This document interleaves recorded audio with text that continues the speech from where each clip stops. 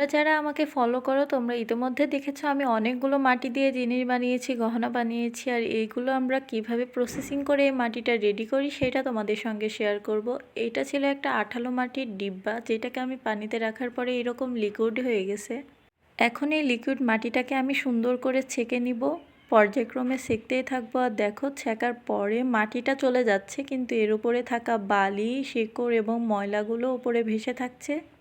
উপরে পড়ে থাকা এই ময়লা বালিগুলো আমি বারবার ফেলে দিচ্ছিলাম, আর এভাবে পর্যায়ক্রমে আমি বেশ অনেকবার দিয়ে ডলা দিয়ে তোমাদেরকে দেখিয়ে দিলাম যে এটা কিভাবে প্রসেসিং করে এখান থেকে মাটি এবং ময়লা বালুগুলো আলাদা করা যাবে।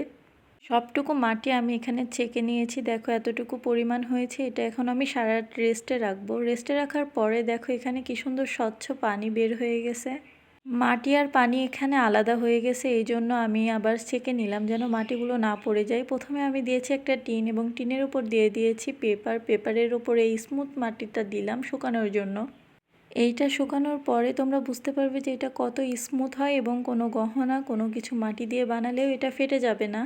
এর উপরে আমি আবার পেপার দিয়ে দিলাম যেন কোনো ধুলাবালি নতুন করে অ্যাড না হয় এর ভেতরে। পরের দিন সকালে উঠিয়ে দেখি আমার এটা রেডি হয়ে গেছে। আমি এখন এই মাটিগুলো কালেক্ট করে নিজের কাছে রাখবো এবং প্রয়োজন মতো ব্যবহার করব। তোমরা আমাকে বলো এই মাটির গহনাগুলো কেমন দাম হওয়া উচিত। এখানে তো খুব কম ম্যাটেরিয়ালস আছে, মাটিটা তো আমার টাকা দিয়ে কিনতে হয়নি, আমি এটা কালেক্ট করেছি। শুধু প্রয়োজন রং এবং মেধা, যা পরিশ্রম দিয়ে আমি গহনা বানাই কিংবা অন্য কিছু।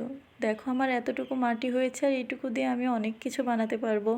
তোমরা আমার প্রসেসিংটা দেখে কেমন লাগলো আমাকে অবশ্যই কমেন্ট করে জানাবে। আজকে আল্লাহ হাফেজ।